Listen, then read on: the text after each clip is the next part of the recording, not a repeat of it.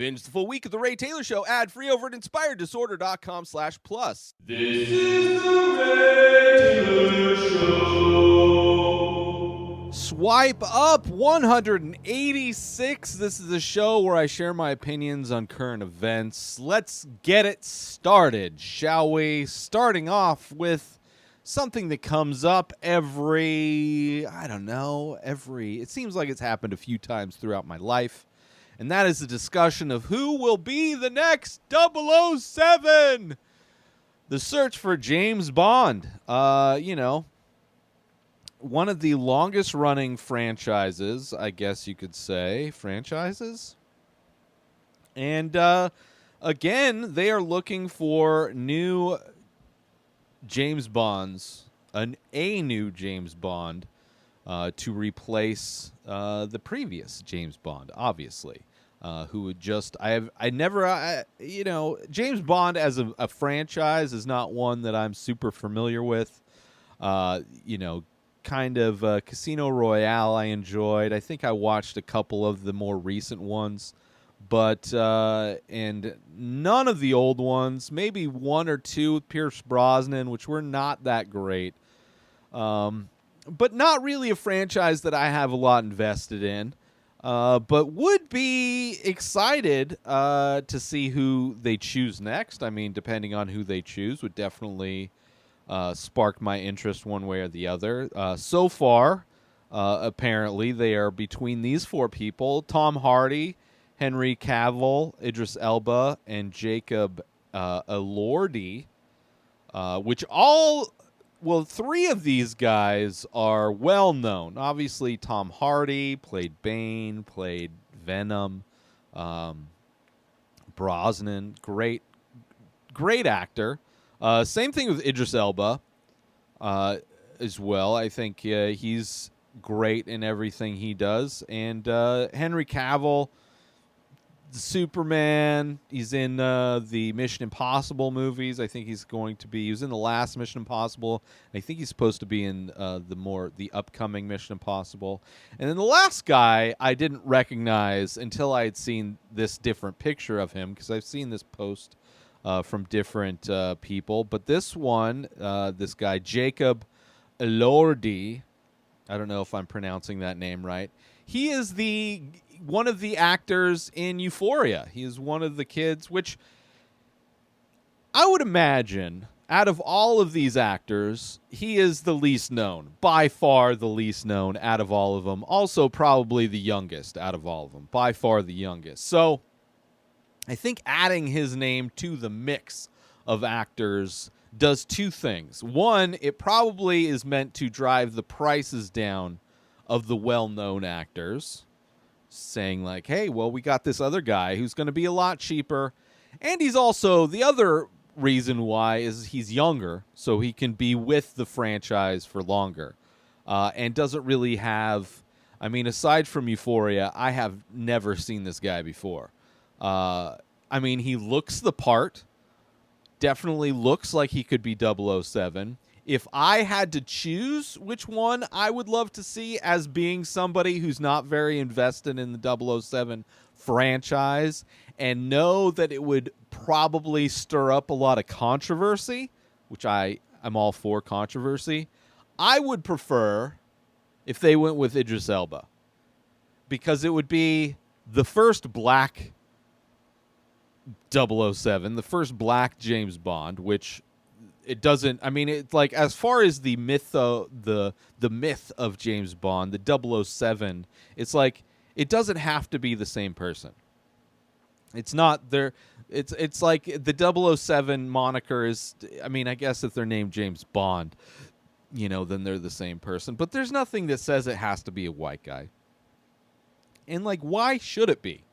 There's been, I don't know, 30 James Bond movies. I don't know how many James Bond movies there are. There's a lot.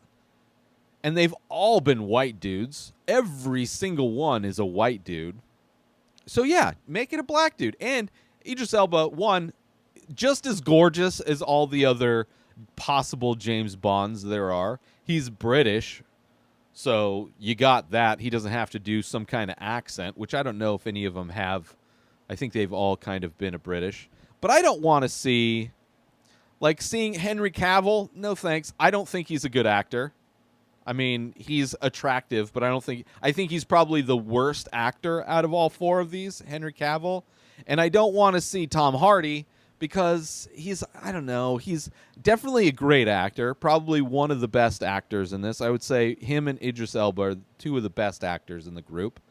But like, I don't know, Tom Hardy doesn't seem like he is more of a rough around the edges kind of a guy versus, the prim and proper kind of put together, clean cut James Bond type. So if I had to guess which of the two, if this were a game, if somebody was asking me who I thought out of these four people, who's most likely to be the next 007, I would say, and I've heard Idris Elba brought up before, but Idris Elba I could see for sure, and then also the guy from Euphoria, whose name is Jacob Elordi. So I could see both of those. Henry Cavill, I mean, they did The Man from U.N.C.L.E., which I've tried to watch a couple times, couldn't really get into it. But I've heard that's kind of like a 007-esque. But he's just not a good actor, man. I mean, if he didn't have to speak, if he didn't have to act, and it was just still pictures, yeah, he looks like a 007. Like the good-looking, clean-cut, prim and proper, he's done action stuff. His stuff in Mission Impossible is great. But I have zero desire to see him. Not that I really care. But if any of them, like the only one that would really make me excited to go see 007 would be Idris Elba. I'd be like, okay. I mean, they could still be garbage movies, but at least it would be at least they'd be trying something new. Which it really doesn't feel like a franchise that's trying new stuff. I guess maybe the more recent stuff, they did a lot more action-y kind of things, and not that I guess the Pierce Brosnan stuff was actiony too, but I don't know. That's my thoughts on the potential 007 post, which was interesting. I mean, it's interesting to see. It's always like the discussion after, like, when Pierce Brosnan was done. It was like, ooh, who's going to be the new 007. I think even before Pierce Brosnan there was like the big question of like, who's going to be the next 007? Who's going to do it? I would love to see Idris Elba. I would also love to see, I don't know, like it just, maybe I need to go through, eventually one of these days, I'll go through and actually watch the 007 movies. I think they're all coming to Amazon Prime since Amazon bought MGM, and MGM owns the right to the 007 franchise.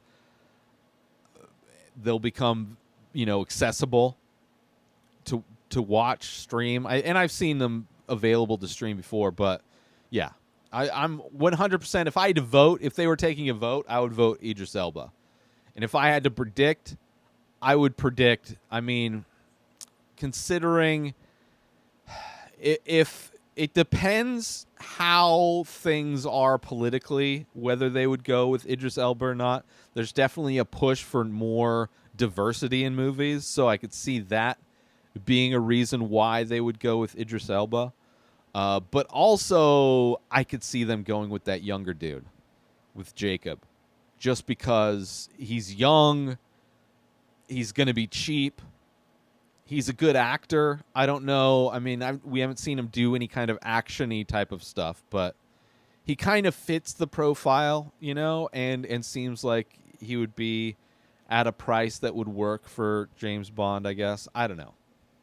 That would be my guess, if I had to guess, if anybody cared, which nobody does. But if they did, you don't have to ask me, because I already answered it. And now a quick word from our sponsor. Now you can wear The Many Faces, original art by Ray Taylor. Select pieces from the ongoing series of abstract ink paintings. All products made with high-quality materials, made right here in the USA. Go to inspireddisorder.com/TMF merch to browse the entire collection and save yourself an extra 10% when you check out by using coupon code RTSTMF. So once again, go to inspireddisorder.com/TMF merch and save 10% when you use coupon code RTSTMF. And now, back to our show. Moving on to a new TV show, a new series that is apparently coming to Netflix called Blockbuster. And in this photo, first look at Melissa Fumero and Randall Park in Netflix's upcoming comedy series, Blockbuster. I would imagine, there's a lot of workplace comedies that are out there. I worked at a Blockbuster many, many years ago as a second job, my first job being at a movie theater, working at a movie theater. And I can tell you one thing, working at a Blockbuster and going in to rent movies at video stores in general is that nobody is this age. Like, even the managers of the stores were far younger than Randall Park and Melissa Fumero. So I'm already hesitant in the casting. Not that I don't like these actors. I think Randall Park's hilarious. I'm not 100% familiar with Melissa's work, but I'm sure she's great. However, Blockbusters and video stores in general are mostly employed by like teenagers, similarly to like movie theaters. There's like an age gap. Like, even managers of movie theaters are generally, a lot of the times, generally in like their 20s, maybe their 30s, and then it jumps up way high at the movie theater to where you get a really old guy, and they usually are taking tickets or working in the box office. But yeah, working at a video store, there wasn't a lot. It was, most of the time it's dead, but there's definitely, I guess, regulars. Sure, you're going to have regulars at any business. I don't know. It's interesting. It's interesting that, one, Netflix is producing a comedy series about Blockbuster, considering Netflix basically destroyed Blockbuster. There's a documentary called The Last Blockbuster that kind of talked about the demise of Blockbuster as well as video rental stores in general. And Netflix is definitely the reason, one of the reasons why. It was also these companies' inability to adapt fast enough, or their unwillingness to adapt to renting movies via mail. And also the late fee situation.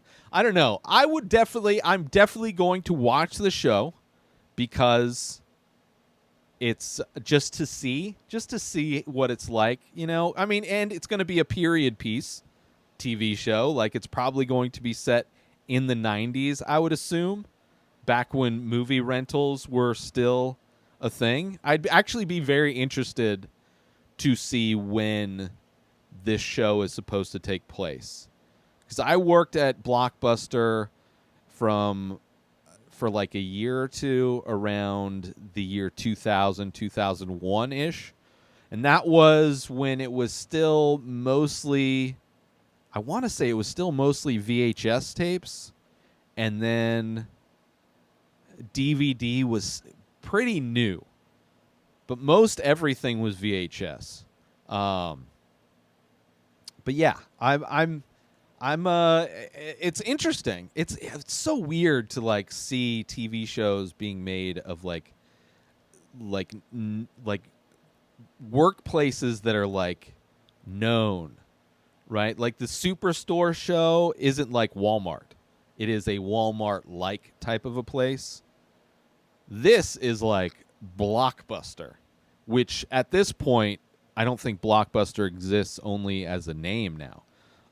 So it's kind of how like Polaroid just became just the name Polaroid. They didn't really make for a long time. They were making like TVs and stuff. So I don't know. I'm interested, but I don't know, man. There's a lot of like. It'll be interesting to see if they do it like the doc style, like Parks and Rec or The Office, which I'm fine with that style. There's another show on Hulu that I recently saw part of the first episode. It has Sean William Scott set in like some small town in Ohio, and it's about a small town in Ohio, which I enjoy that style, but it still has to be good. Like that show, like let's just say I didn't finish the first episode of that show because I don't know, there was nothing about it. Not although that's what happened when I tried to watch Parks and Rec for the first time. The first episode of Parks and Rec didn't really entice me to watch anymore, and it was years and years and years before I actually went back and rewatched and got hooked on Parks and Rec. So it'll be interesting to see if they do it the doc style. I would assume it seems to be kind of the standard way to do it. But maybe it'll do something else. I mean, even like doc style, but not like from a premise of a like doc style, like Parks and Rec, not doc style like The Office, where The Office eventually, kind of showed the documentary and like kind of brought in the documentary crew, which was kind of around the downfall of that show anyway. But yeah, Blockbuster. It'll be interesting to see. I'm not hopeful that it'll be great, but I'm interested to see where it goes. Moving on to the Satanic Temple is battling Boston City Hall for the right to fly its flag. A Massachusetts-based Satanic Temple is petitioning to have its flag fly over Boston City Hall during Satanic Appreciation Week in late July. The request comes after the Supreme Court unanimously ruled that the city violated the First Amendment rights of a Christian group when it denied the group from having its flag flown outside City Hall. Boston Mayor Michelle Wu is carefully reviewing the court's decision and its recognition of city government's authority to operate similar programs. A spokesperson from her office told CNN, "As we consider the next steps, we will ensure that the future city of Boston programs are aligned with this decision." I mean, they should be able to. Let me just say, the Satanic Temple, Satan worship, whatever, Church of Satan, because they're basically just trolls. Like, they exist only to oppose Christian fundamentalism. And I've seen, especially since the leaked proposal to overturn Roe versus Wade in the Supreme Court, which is ridiculous, but also not at all surprising considering conservatives have packed the Supreme Court with mindless fundamentalist Christians. It's Satanic Temple. There's their recognized religion in some states, or maybe in all states, and they are fighting for people's rights to continue safe abortions. So they actually do a lot of good and fight for a lot of good things, forcing the fact that they are a recognized religion to oppose a lot of the things that the Christians support, which is, I mean, it's crazy that the Satanic Temple is more in line with the teachings of Jesus Christ than Christians themselves. Like, most Christians would straight up kill Jesus if he existed today, because he is a brown refugee who was born out of wedlock. He is everything that they hate. He's brown. He's not from America. He preaches socialism. He's all about peace and love and care and sharing. And that's not what like. Jesus wasn't into guns. He wasn't into killing. and most Christians nowadays support something that is far different, far like they're basically, you know, they're a lot of them are a lot closer to ISIS than they are Jesus. Let's just say that. So I appreciate that. It actually, like, seeing the things that the Church of Satan are doing makes me want to support them. Maybe I'll probably be wearing a Baphomet shirt at some point in the future, and I'm sure this video will will have people crying in my comment section on YouTube as anything that is mildly against conservative beliefs does. But yeah, good on them. I hope they're able to. I mean, in my opinion, all religions should be separate from government, in my opinion. And what's happening is that the Christian belief, specifically Christian belief, is taking over and being infused into the United States government more and more these days. And that is a path that I do not want to be along on the ride for. So I'm a big fan of this happening and what they do, and hope that, hope they are successful in all of that. Join Inspired Disorder Plus today. Head on over to inspireddisorder.com/plus to join. Membership includes members-only discounts and deals. You get access to the Ray Taylor Show completely ad-free, as well as bonus episodes. You get access to the complete live painting archive. You also get access to every single podcast ever produced by Inspired Disorder, hosted by Ray Taylor. You get access to Ray Taylor's personal blog, as well as the opportunity to ask me any questions. So if you want to start a podcast, you're into art, ask me anything. And so many more things are being added every day to Inspired Disorder Plus. So sign up today, become a member, head on over to inspireddisorder.com/plus and become an Inspired Disorder Plus member today. Let's move on to the last and final story. This one's just a fun one. Strippers in LA are planning to unionize. Everybody's planning to unionize, which is great. Starbucks are starting to unionize. Amazon warehouses are starting to unionize. The rideshare drivers tried to unionize a while back, but then laws were passed to shut that down pretty quick. Like, during the last elections, during the last presidential elections, because there was a pandemic going on, like, there was a delay before a lot of things could have been, ruled on as winning or losing, because there was a lot of absentee ballots. A lot of people voted by mail and drop boxes. But for whatever reason, the vote in California to consider rideshare drivers or gig workers to be employees so that they can be offered benefits, that was like immediately ruled a failure. Like, immediately. And that to me means that maybe it didn't. Like, maybe there were a lot of mail-in ballots that just weren't counted, and they didn't really care. Like, I can imagine that certain things voting for is just bullshit. Certain things, like, your vote really doesn't matter.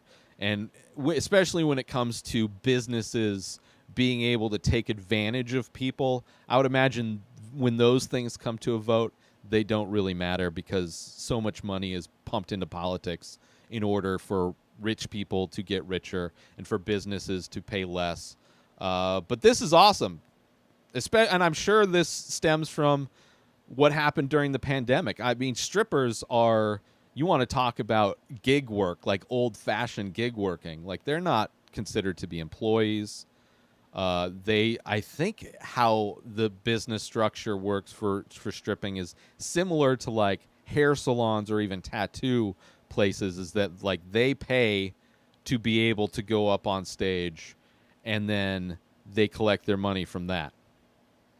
Similar, like if you work in a hair salon, you pay for the chair, and then because you work there, you get to collect the money. I think, and tattoo parlors, similar type of a setup, which is a very interesting business model. But yeah, I'm all for it. For sure, unionize. There needs to be way more power put in the hands of the workers than there are now. I mean, there's little to no power in workers as it is, and people are just profiting off of the hard work of others, and we need to somehow change that and turn things around. So I'd say let's do some shout-outs and get out of here, shall we? Shout out to Film Enthusiast, shout out Rotten Tomatoes, shout out Now This News, and shout out BuzzFeed News. But most importantly, shout out to you. New episodes of The Ray Taylor Show come out every single day. Subscribe on YouTube and everywhere our podcasts are found. Binge the full week over at inspireddisorder.com/plus. Buy Ray Taylor Show merch over at inspireddisorder.com. And follow the show on Instagram at Ray Taylor Show. Have a wonderful day, everybody. Peace out! Today is the day where you wake up and you realize that everything that you've been dreaming about, everything that you've been wanting, every goal and wish and hope that you've ever had can become real. Dreams can come true. What you manifest in your mind, you can bring to reality.